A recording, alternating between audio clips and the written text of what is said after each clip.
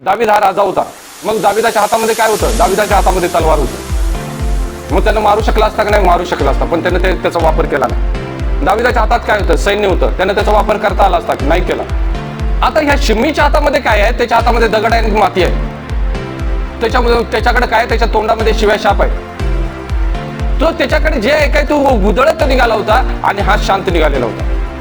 लक्षात ठेवा की देव तुम्हाला मला हेच शिकवत आहे की ते म्हणजे जे काही तुमच्याकडे असेल, भलेही त्याच्यापेक्षा मोठा असेल, सर्वश्रेष्ठ असेल, सामर्थ्याने भरलेला असेल, पण उपयोग करू नका.